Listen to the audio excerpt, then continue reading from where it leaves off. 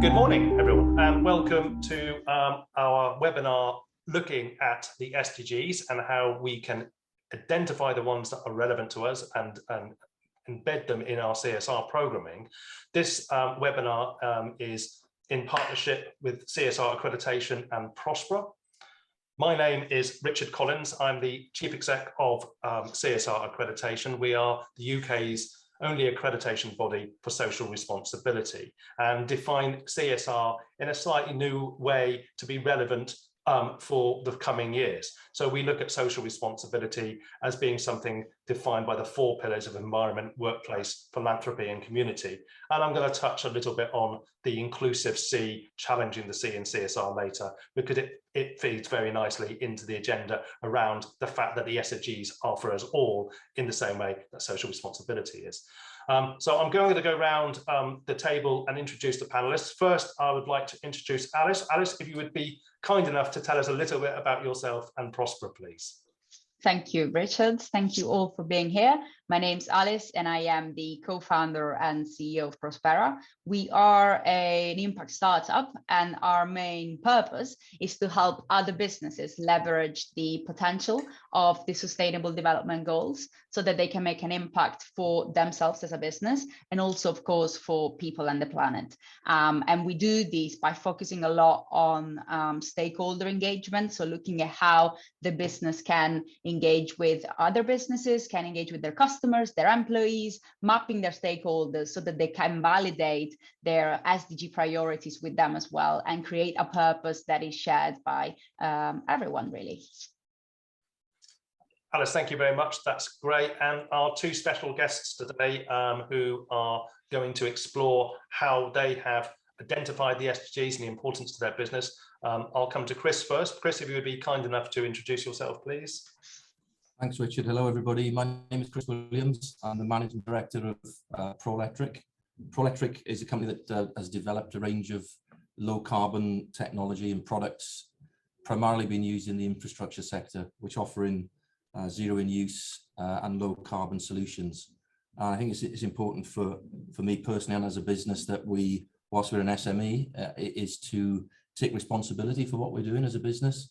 And the whole alignment of what we're trying to do with the SDGs was actually quite a challenge in terms of how do we identify the SDGs that are relevant for us. And this is hopefully what I'll share with you today throughout the next hour or so as to how that has applied for us. Thank you very much, Chris. And last but not least, Kirsty, please introduce yourself. Thanks, Richard. Hi, Chris, Alice, and everybody. Good morning. I'm Kirsty Christie, so I'm the EMEA Corporate Citizenship Manager for a company called FGI Consulting, which is a consultancy firm. And we have around 6,000 employees globally. And I think I'm here today because I've been on quite a journey with helping the company to identify sustainable development goals that are most aligned with us, very similar to Chris. And just wanted to share a bit about that journey we've been on today. Thank you very much. And I would encourage everybody to add questions into the chat. We will look at those questions towards the end of the session. So, any questions you have that arise from the conversation or anything that you want to ask anyway, then please put them into the chat and we'll pick up on those. And we'll leave 5 or 10 minutes towards the end just to pick on as many of those as we possibly can. So please do that. So really, it's a question of identifying, just what are the SDGs? Interestingly enough, I was looking at some facts yesterday, and from 2017, which was only 2 years after the official adoption of the SDGs, and it said that 43% of the world's 250 revenue largest firms referred to the SDGs in their CSR reports. And I think therein lies an issue that the SDGs had right at the very beginning was, is this something just for the big corporates? Or is it something for us? Is it something for the SME market? And how can we kind of look at, what's the point of getting involved and how can we get involved? it does say that corporations are encouraged to focus on the SDGs that they can contribute to most effectively. So every organization will have different ones that are relevant to them. And that's to define those SDG related goals and to publicly announce their commitment to the SDGs by integrating this into the CSR reporting. So in the same way as, CSR perhaps historically was seen as something just for the corporates, hence corporate social responsibility. I think SDGs initially, when launched by the United Nations, were perhaps felt that they were for those big corporate international companies and not necessarily for us. That's a very good reason why we wanted the challenge to C in CSR, because we wanted to create that inclusivity. So we didn't want the C to mean purely corporate. We wanted the C to mean company, to mean charity, to mean, community, to mean collectiveness and collaboration. And I think this applies to the SDGs as well. So what I'm going to do is I'm going to defer to Alice's superior knowledge around the SDGs and just kind of jump into that. Just what are the SDGs, Alice? Can you please tell us? Thank you, Richard. That's very flattering. I wouldn't define it as superior, but I will do my best to run a bit of history around the SDGs and how they came to life. So as Richard mentioned, the SDGs they came out in 2015 as the result of a massive UN consultation with leaders from very different communities, including governments, businesses, NGOs, civil society, and institutions. And really, when they were developed, they are considered to be the blueprint to achieve a better and more sustainable future for all. Why? Because first of all, they cover most of the issues that our society is facing today. It's not just about the environment, it's not just about community, it's not just about philanthropy, it's actually about everything that we can achieve to build a better future. We have a no poverty goal, we have equal opportunities, innovation, economic growth, really everything that we need to do is in there. And even though they were created in 2015, it's actually, I would say, since 2020, so since last year, that they started to gain a serious momentum with different bodies, not just with the large corporations, but also with smaller entities, with charities, etc. And in fact, the 2020 to 2030, which is when we're supposed to achieve the SDGs, it's called the Decade of Action. And what that means is that actually right now we're calling on business leaders as well as other kind of leaders to say it's time to come together and create a movement for change so that we can build that better future that we really do need. And there is a funny story that I always like to tell around the history of the SDGs. As you can see from this image here, the SDGs are not your traditional sustainability framework, if you want. It's not a boring spreadsheet with metrics and KPIs all over it. The SDGs do have those. There are 169 targets and many more indicators underneath these images. But actually the difference there is that it's not just that. It's actually a lot about fun and engagement around sustainability. It's making this very engaging for people. And the story behind it is that there was this famous guy, Richard Curtis, very famous and very big deal in the film industry, what he did basically, when he saw the spreadsheet of the SDGs created by the UN, he was like, oh, wow, this is actually really, really interesting. But if it's just a spreadsheet, no one is going to care about it. No one is going to look at it. So what he did is he called a famous designer from Sweden. His name is Jakob Trollback. And together they sat in a room and created these very nice icons. And then they went back to the UN and said, oh, look what we've done out of your spreadsheet. And the UN was like, oh my God, this is amazing. Can we use it? And that's how actually the SDGs as we know them today were, they came to life really, to make sure that we can engage people and communities in this movement for change. That's very interesting. And you touched, we have 17, obviously, SDGs, but they're very broad topics like no poverty, zero hunger.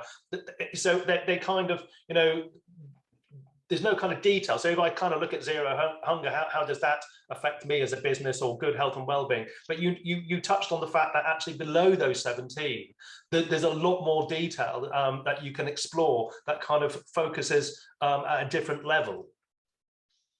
Yes, absolutely. So every SDG has a number of targets underneath. There is 169 in total. And for instance, when you look at number 4, which is quality education, well, a business that looks at that, it could be, oh, okay, quality education.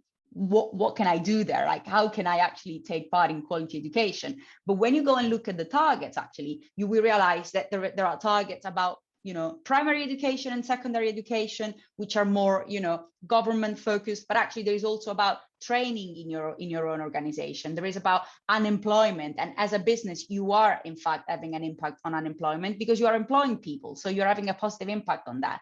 There is a number of different issues underneath one broad SDG that can help you frame your activities in a much more compelling way and align to this movement for change. So in other words, you can take a broad topic like, for example, quality education, and you can say, well, if we look at our organization, what are we doing around education? That might be, skills training or apprenticeships or work placements. It might be working with local schools. And then when you go and look at the list of detail that sits beneath number 4, you might find, oh, actually, there's a lot that we're doing, and that's a really good one that we can kind of look at. So is that kind of methodology, I suppose, isn't it? Yes, exactly. And if you help yourself with the indicators, these are all publicly available on the UN website. So it's not a lot of research that you need to do to identify these. Next to each target, you are going to see an indicator which can help you measure that impact as well. So it's about the proportion of young women that you're supporting back into employment. It's about the proportion of girls that you're helping go back to school. So you can use those metrics as well to say, it's not just the story that we're building, it's actually the impact that we're generating as well by doing what we're doing. And that's interesting, because what you're saying there is that you can then kind of identify a level at which you are delivering, say on number 4, and then you can quantify that amount. So in other words, you're starting to look at impact. And what the United Nations is doing when you sign up to that goal, the United Nations is adding that all together so that you are now part of a large, visible, measurable body that's delivering, this incredible piece of work and contributing towards the 2030 objectives. Yes, 100%. It's really about how your business is impacting goal 4, but at the same time, Kirsty's business is doing that, Chris' business is doing that, CSRA is doing that, Prosperah is doing that. So, and the government is doing that, a school is doing that. So it's really, we're all in different ways, we're all going towards the same goal. We're building a community around, in this case, goal 4, but also in general towards the SDGs, where different bodies and entities are coming together to create that change in a fun and engaging way, but also in a very measurable and structured way. That's brilliant. I mean, and it's just great to know that we can all become part of a big movement that is recognized and delivers the impact and reports on that impact, so that we feel that we are contributing. Because I think so often a lot of us don't think that what we're doing matters or it isn't contributing, and how do we measure it, and how do we see the impact? But this is a great way of joining in this kind of large international movement, and to make a collective difference. I think one of the issues was actually, I do apologize, I've got an older slide deck, and perhaps you can let me just address that 1 second.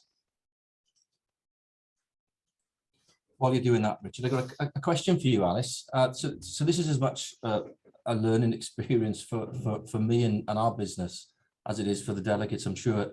So where we've done some mapping, which we'll come on to in a little while, I'm sure, of what we're doing under the 4 pillars and map those to SDGs that apply to our business, what the next phase for us, it sounds like to me, is understanding what are the key indicators under each one of the SDGs that we can then start applying to and setting some KPIs within our business that are more specific. Yes, absolutely. So the first step, and it's great, is always let's map these, let's understand which ones we can actually make an impact on. And then the step after that would be to say, okay, we've identified the ones that matter to us the most. Let's try to set some indicators to say, well, actually, no one is going to expect from you that you're going to solve global poverty. That has to be really clear. We're still talking about a business that can do what it can do, but if you associate specific indicators to the small scale activities that you're doing, you're still going to be able to say, well, actually, in my own time and in my own way, I'm finding a way to make an impact for girls' education or for global poverty somehow. So it really shifts the narrative from just saying we're doing ad hoc sustainability or CSR to saying, look, this is exactly the kind of impact that I'm having. So yes, absolutely, that would be the next step, Chris. So, thank you. And just now I've got the correct slide there. So this was the next proposition, really, was the importance of identifying those to align with. And I think, Alice, if you can kick off with that, and then I'd like to come back to Kirsty and Chris to sort about their experiences in terms of, you know, their alignment of the SDGs. Yeah, thank you. Absolutely. I really like this image because I think it explains really well what is happening today. So on the left-hand side, you see this circle in blue that says business, and then in the middle you have the smaller circle that says sustainability. So this is the old mindset, if you want, of thinking about business sustainability. There used to be the business with its own activities, its own mission, its own, you know, economic KPIs and bottom line, and then there was, you know, sustainability on the side. So companies at some point started to say, well, sustainability is important to us, CSR matters, so we're going to do some of it. But it was just something that you had there, like a nice to have, or even if you really believed in it, it was still just a part of your business. What's happening today, and the mindset is completely shifting towards what we see here on the right-hand side of the slide as being called a purpose-driven business. Now, what a purpose-driven business is a business that is not thinking about sustainability as a nice to have or as something that we do when we get some spare time or free time. It's actually recognizing that we as a business have a purpose that is making an impact towards somebody else. You know, I'm going to make an example and then maybe Kirsty can take it from there. Kirsty's business, FTI tagline is experts with impact. Now, in that tagline, the purpose of the business, you can see how already, you know, it's having an impact, a positive one. And it's not just about creating sustainability activities. It's actually thinking as a business, what are we doing in our daily, you know, work life that can have a positive impact on someone? And how can we leverage that to say, actually, our purpose is a positive purpose? And the SDGs can definitely help on that. That's great. I mean, Kirsty, if you want to come in and you know, take that to another stage in terms of your experience. Absolutely. Thanks, Richard. Yes. So just to let you know what the context was, I think 3 years ago, we had awareness of the SDGs, but the connection between them and the business hadn't really been made. So 3 things drove the business case for signing up to the UNGC, and that was looking at our competitors. So many businesses are already signed up to the United Nations Global Compact. Secondly, it was being asked more and more of our potential clients. So as a consultancy firm, we had clients asking us, what are we doing? Are we members of the United Nations Global Compact? What's our social purpose? What sustainability credentials do we have? And then thirdly, what was driving that business case as well was new recruits to the organization. So the number one question asked, especially by younger people and millennials, was you know, how do I get involved in making the world a better place? What's your corporate citizenship program? So those 3 factors really drove the business case for signing up to the United Nations Global Compact. But we signed up without knowing how we were going to align to the Sustainable Development Goals. So we actually signed up a year ago this month, and we've just handed in our very first Communications on Progress. And as many of you may know, that the Communications on Progress is a report that's mandated by the UNGC every year to show how you as a business have made impact against the 10 principles. So human rights, labour, environmental, anti-corruption. And what it's really helped us do as an organisation is look and map what we've already done and make us think of, as a business, where our gaps are. And we've also applied the lens of ESG, the environmental and social governance, through that. So we know, for example, that we're pretty good in governance. Social is definitely improved in the last few years with diversity, inclusion and belonging initiatives and corporate citizenship initiatives, but it's not perfect yet. And environmental still feels like we're at the beginning of our journey in really, you know, integrating that into the business. And although we're a consultancy firm and not a factory, for example, with a huge global carbon footprint, we still have got quite a lot of work to do in developing a strategy for net zero ambition, for example. So at the same time we did this, we also did a stakeholder survey. So we actually did this in combination with Alice at Prosperah, and we wanted to understand where staff felt the values of the company are. So we looked at our suppliers, our clients, and also we asked our communities, our charity partners. So we wanted to understand, what issues do you think the company could address? So that was the first thing, stakeholder survey. And then we also matched that with our business priorities. So as a business, what were our priorities? And then we kind of cross-referenced those, and that brought out some strong sustainable development goals that we could align to and target as an organization. And they, just to give you a couple of the strongest ones, that was Sustainable Development Goal 4, quality education. So quality education was something that the organisation very much felt was aligned, and where our stakeholders had the most appetite. And also Sustainable Development Goal 8. So specifically around reducing the proportion of youth not in employment, educational training, by skills development. So skills, education, social mobility were coming out as the strongest themes. And we're now in a position where we are looking at, okay, so let's understand what we've achieved so far and what targets we've made an impact on. What with the objective of actually setting goals and targets against these sustainable development goals for the company in the future.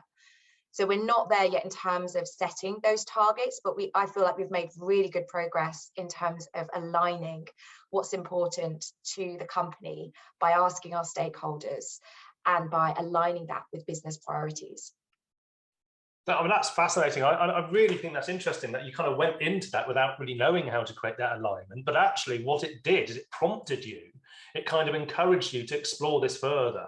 And as you kind of got deeper into it, it kind of opened up more options and opportunities. And I think doing that kind of survey to get that kind of what else can we be doing and how can we engage with that is brilliant. And congratulations on the report as well. I mean, it is really, really encouraging to see. And I think the takeaway from me from what you've said is it's set you on a journey, and that journey is now helping you look at your ESG compliance, and it's looking at your sustainability agenda and so on and so forth. And I think that's what's really great about the 17 SDGs, is that they really create a framework. Chris, I'm interested as well in we've spoken in the past about the importance of the SDGs, and at what point did they come onto your radar, and at what point did they move from that, well, this is maybe a nice to have and maybe not for us, to shifting into perhaps we need to be looking at aligning our business with the SDGs? It's interesting, isn't it? I think this all really started with me as we talk about a journey. I think I've got an interest in and a passion about environmental impact, which is where it all started for me personally, and trying to roll that within the business. And I think when you start to look, it's interesting because, Alice, you mentioned about 2015 when the SDGs first came about. It's not really since 2020 when they're really starting to take a much sort of a stronger position in people's minds. And I think the SDGs for me was probably, they were too high a level to demonstrate an impact, was the sense that we had.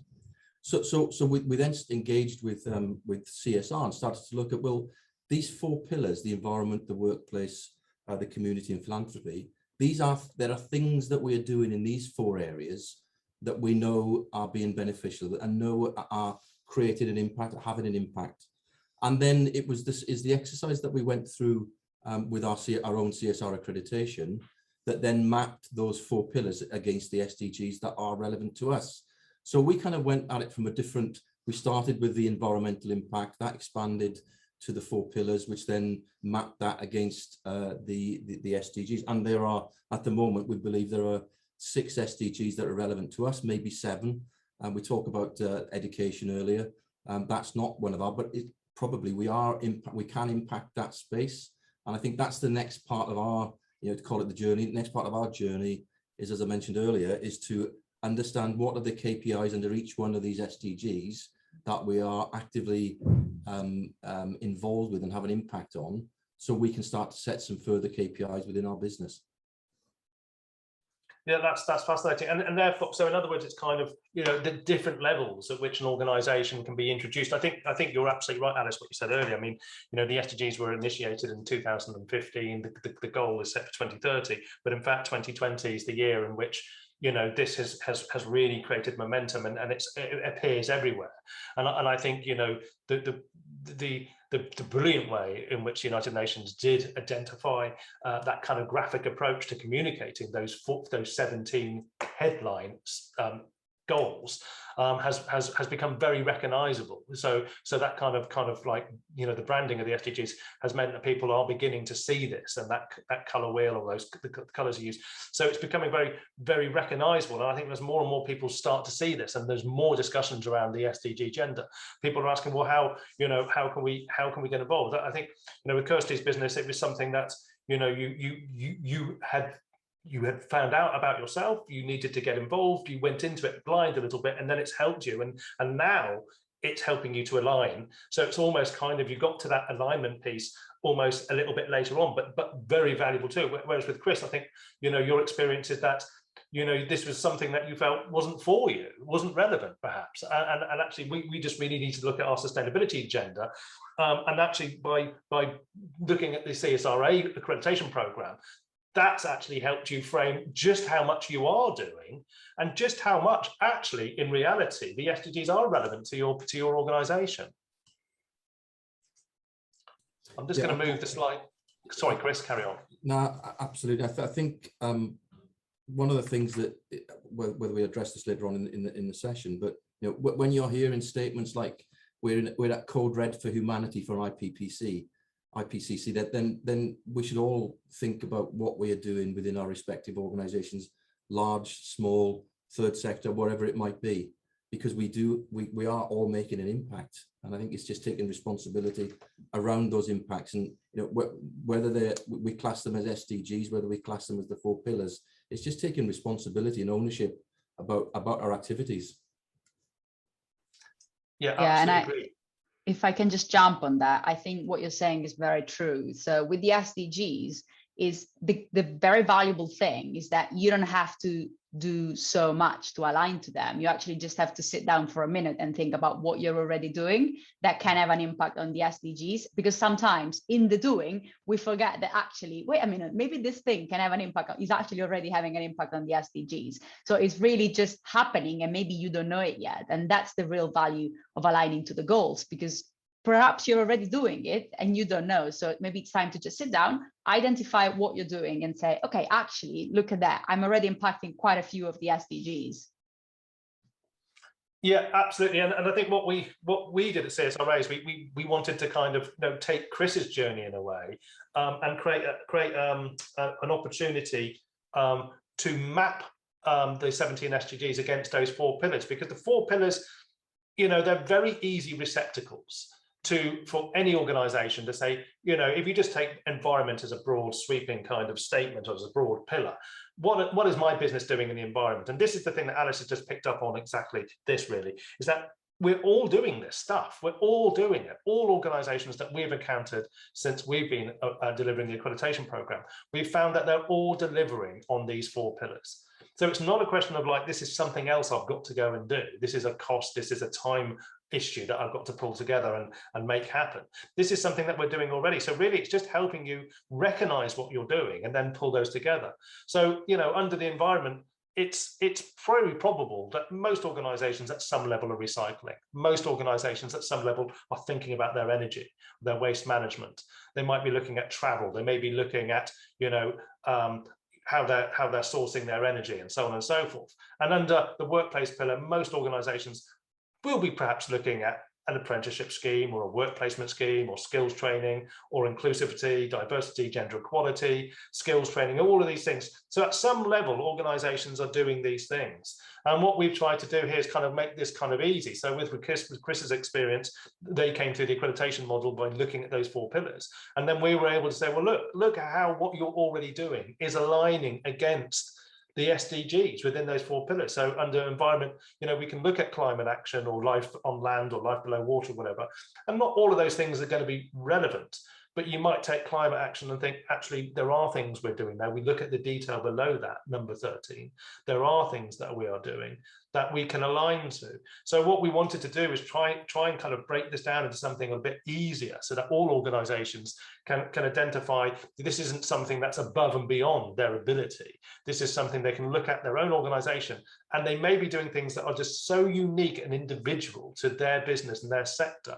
So they may not be on a big list or anything like that, but they will fit within these 4 pillars. And by doing that, you can then say, wow, you know, we can now put that up against these SDGs, and we can easily see the SDGs, you know, that are relevant. And in some cases, there's overlap. So good health and well-being, you know, in the workplace, good health and well-being in the community, how we can then, you know, encourage and support our local community and improve and enrich the quality of lives of people that work around where our organization is. And all of this contributes. And it doesn't matter how small the action is, because it collectively adds up to have huge impacts. So I think and I think, Chris, from your point of view, that's really where where you got that introduction, because your recent social impact report now includes the SDGs. That wasn't part of your original map in the first place.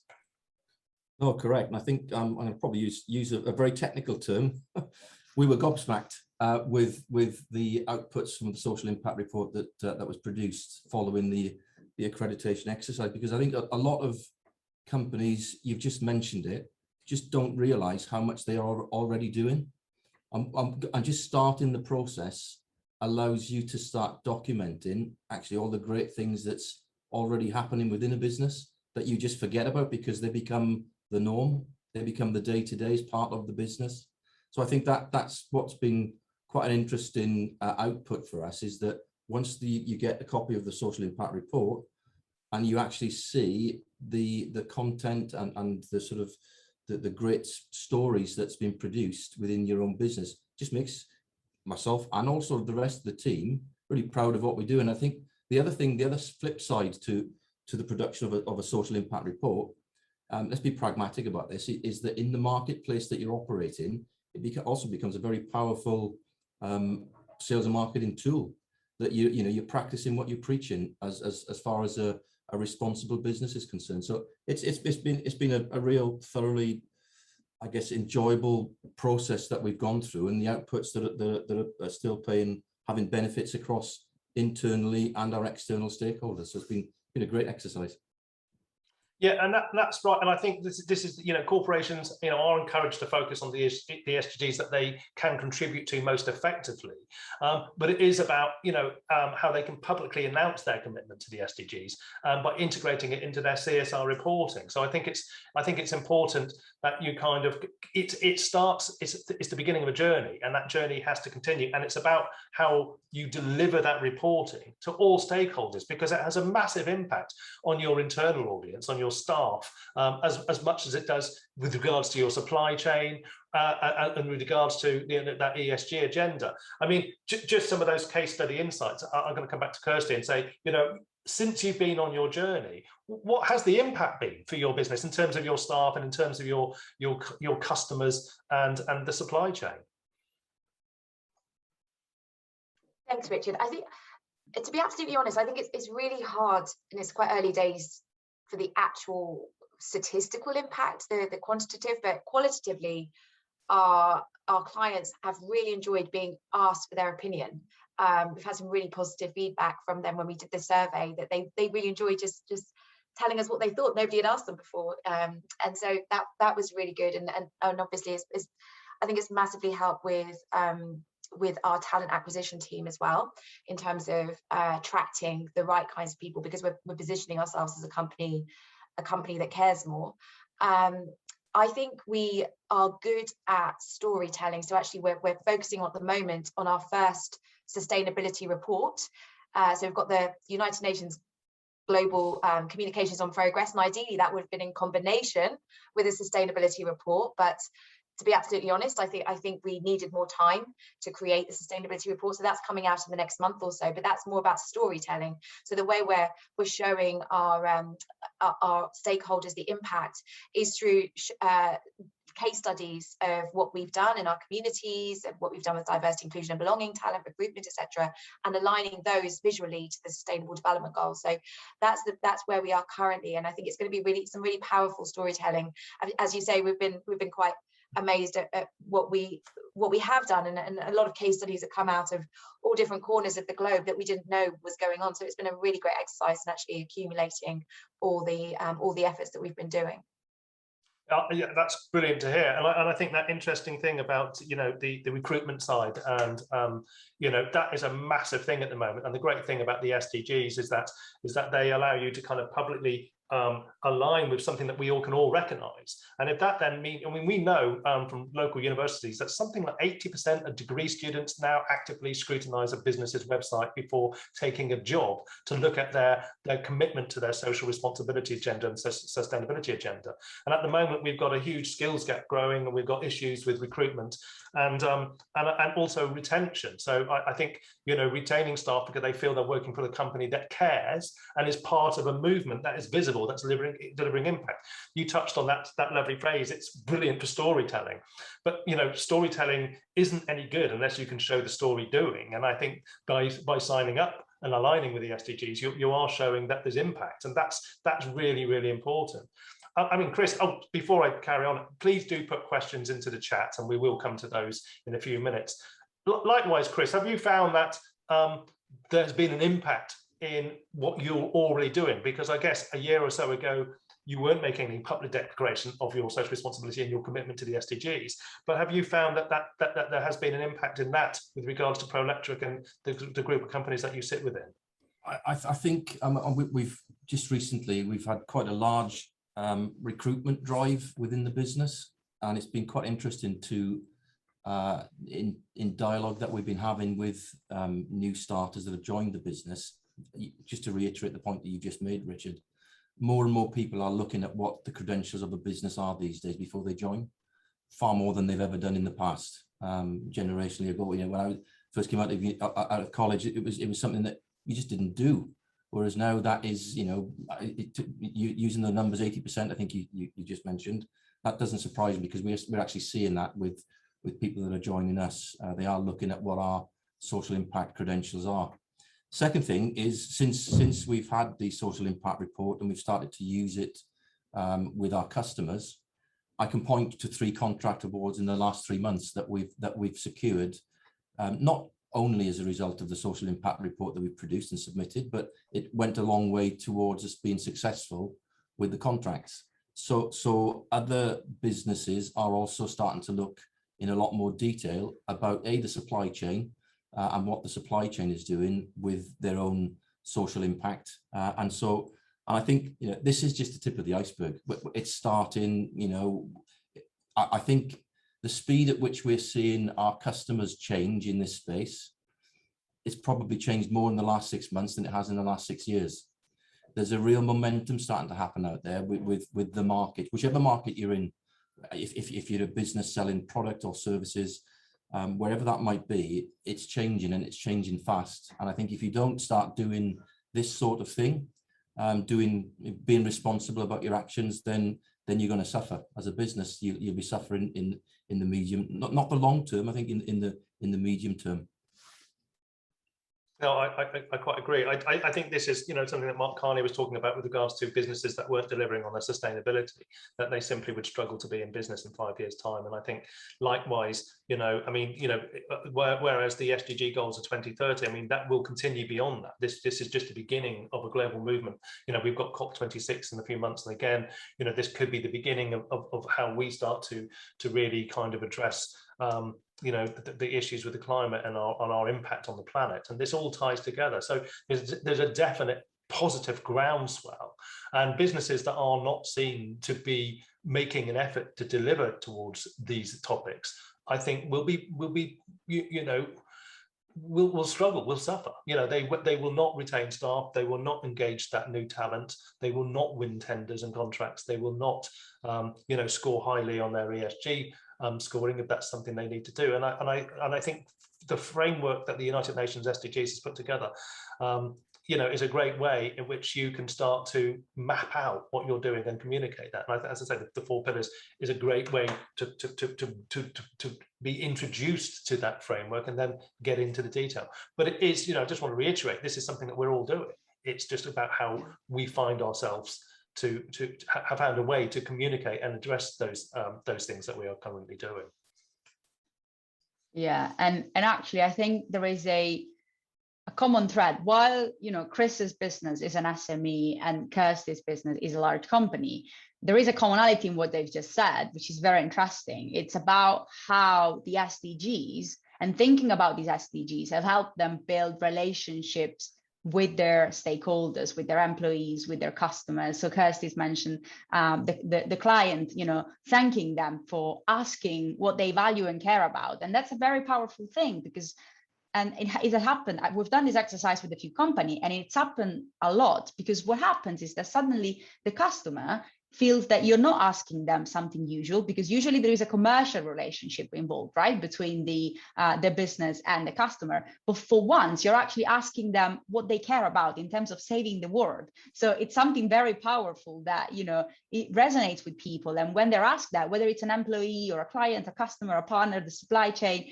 it creates that community that we were talking about before, where every actor feels that they're moving towards the same direction, that by doing this kind of activities, aligning to the goals, they're actually making an impact and creating something very powerful that's going to generate change, whether you're a small business or a large enterprise.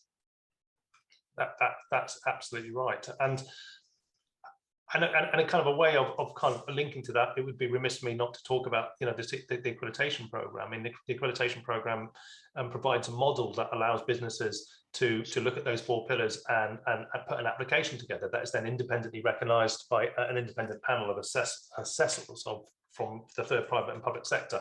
But in many cases, we're finding that organisations that come through the accreditation now have the information that they can use to start to look at their SDGs. And in fact, we do encourage that. Many accredited businesses have gone on from their accreditation now to address the SDGs that their businesses are aligned to, and actually sign up to that. And then again, what that does by doing that is it creates the impact. It's so important that we evidence and show that we are making impact. Otherwise, it's kind of an empty gesture.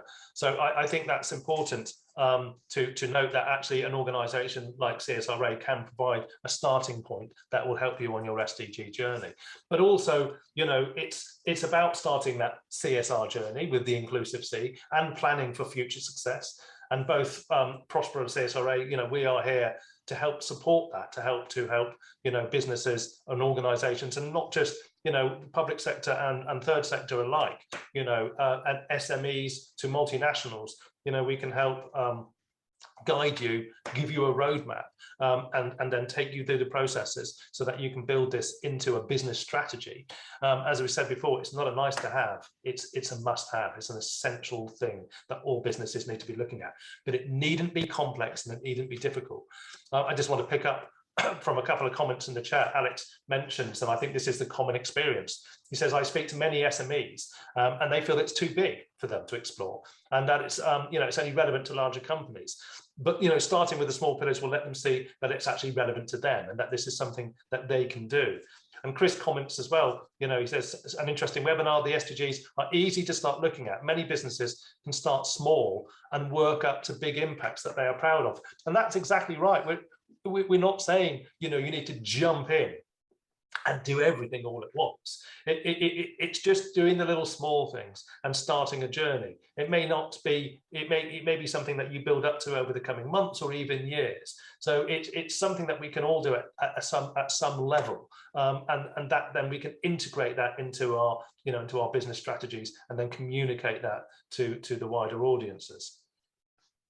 Yes, absolutely. And I think the synergy between our two organizations, so Prosperah and CSRA, is very powerful in that, because when the organization comes to CSRA, and actually I remember saying this at a workshop that I delivered specifically for CSRA members, when you do your CSRA application, then you have a very solid ground for starting to understand how to align to the SDGs. And what we do with businesses is looking at these priorities that you have and these activities that you've been doing. And it's exactly the process that Kirsty's mentioned actually. So it's mapping your priorities to the SDGs in a way that is also validated by your stakeholders. So my advice would be, when starting your own SDG journey, always remember to validate everything you've mapped on the SDGs with your stakeholders. Never forget about them, because at the end of the day, they are the ones who will be then implementing that strategy. They are the ones who will then go and volunteer for a charity or go in a school and talk about their skills. So if you don't engage them from the very beginning, then you risk they will be like, oh, okay, yeah, that's nice, but I'm never going to do that. Actually, you want to excite them. You want to make them passionate about the goals. So what we do with businesses is exactly that, looking at how your stakeholders' priorities can be cross-referenced with the priorities of the business in saying, okay, we have a common purpose. We are going to achieve the same SDGs. We're going to make the same impact together. And that is a very, very, very powerful thing to do with your employees, with your clients, customers, partners, and your overall stakeholders, really. Thank you, Alice. That's absolutely correct. And actually that ties in nicely with something that Lisa has commented on. She said, partnering with NGOs and charities can support the development and delivery of CSR strategies and mapping alignment with the SDGs of interest. This is providing opportunities for businesses to engage employees, deliver social impact, and supporting on reporting and telling the storytelling. But she said she'll be interested to hear any thoughts on how NGOs and charities can improve their ways of partnering to support businesses. So Kirsty, any thoughts about how you do that within your organisation? This is a really tricky one, actually, Richard, because I think I sometimes feel it's incongruent with the kind of, I guess, the old model of charity partnership. And my previous career was working for a cancer research UK for 10 years. And I think that corporate partnership in a traditional sense is almost changed to a holistic long-term strategic partnerships. So I think if charities are looking to partner with corporates, that alignment of values and targets needs to be much more closer knit than a traditional fundraising partnership model for a couple of years. And I think it is really difficult for charitable organisations to get that right a lot of the time. So I think my advice would be to really understand, and I think there's something that Prosperah does really well, actually, is kind of helping organisations and charities partner when they've got alignment of values. So I think ideally that would grow as a model, because I think that there is at the moment, but it is very difficult for charitable organisations to understand exactly what corporates value and which direction they're going in. But certainly it needs to be much more strategically aligned and supported by organisations like Prosperah or yeah. So that's my thinking on that. Alice, can you elaborate on that? Thank you, Kirsty. Can you elaborate on that, Alice, as well, please? Yeah, I think it's a very good question that Lisa asked. And I would say the number one way to support that kind of relationship is to ensure there is open communication between the two parties, because I know that there is money involved or resources involved in that relationship. And if there isn't that kind of communication, basically what we risk is that actually, we can identify strategic values that these two, the business and the charity have in common, but they're still going to be very different entities. They do very different things. They're still going in different directions. So by opening a communication channel where actually expectations are set at the beginning of a partnership, that can really help make sure that the partnership is successful. So if the charity knows where they're making an impact and is reporting on their impact, because they're reporting to their stakeholders how they're supporting their beneficiary, then that kind of data is going to be so valuable for the company, because the company can then say, well, actually, can I just take that because I've been helping you on that? Can I just take that and put them on my reports? Because for the corporate, finding that kind of metric, those kind of metrics, those kind of data is very tough. And I think while corporate the corporate on the side, it needs to recognize that for the charities, it's difficult to keep up with corporate, demands or kind of requests. Also, the charity on the other end has to understand that the corporate has some kind of reporting that they have to do. And therefore, if they keep that communication line open and the expectations are very clear from early on, then there is a very high chance that that partnership is going to be successful, because they will both know what they need from each other and what they're able to do for each other. Yeah, very good point. It's setting expectations and encouraging that relationship, especially with the third sector, to deliver the impact reporting, so that we've got the evidence, we've got the impact, and we can then communicate that as well, so that we're showing that we're making progress. A very interesting from Laura as well is, in terms, I'll go to Chris first. What has worked in terms of building internal commitment to this, and what have the challenges been? So in terms of Prolectric, what worked with regards to that internal commitment from the staff and other board members? I don't really see there being any challenges that we've faced, because I think once you start talking, just coming back to the points we made earlier about more and more engagement generally across society, and that's just demonstrated and rolled out across the staff that we've got here. So once we started to talk about what we were doing with the 4 pillars and the CSR accreditation, there's kind of a feel-good factor with it. And I think coming back to the charity angle that you talked about earlier and partnering with charities, when we work, one of the 4 pillars being philanthropy, when we work with the charity sector, it tends to be local. It tends to be personally involved with people that are involved within our business. It tends to be local sports clubs and that sort of thing. So I think you're automatically getting better engagement from your staff when you're working locally. So it's very different from a large corporate with tying up with one of the large charities. We tend to do things more at a local level, and I guess that's the kind of difference between your classic SME and your classic large corporate. You can be doing all of these things and it still meets the kind of the objectives of the SDGs, because you're still doing that third sector, that charity involvement, albeit at a different level. But in terms of the rollout, we did some NPS scoring with staff surveys, and the level of engagement, we were getting crazily high scores. So really super proud of the engagement that we've had from the staff, and I've really got nothing negative to say, really. I don't think there's anything that's been a challenge, apart from the fact that we have to pull things together for the audit, in terms of the data that we had to gather. But a lot of that data was already being captured. It's just a question of pulling it all together and submitting it as an application. So I'm struggling to find a challenge, but all the experiences that we've had have all been positive. Thank you, Chris. That's really good to hear. I mean, Kirsty, were there any challenges with you, or was it something that you integrated in a way that was quite smooth and fluid? I think, to be honest, in a large organisation like mine, there are more challenges with different opinions of how things should go, and I think sometimes it's difficult to get everybody on the same page.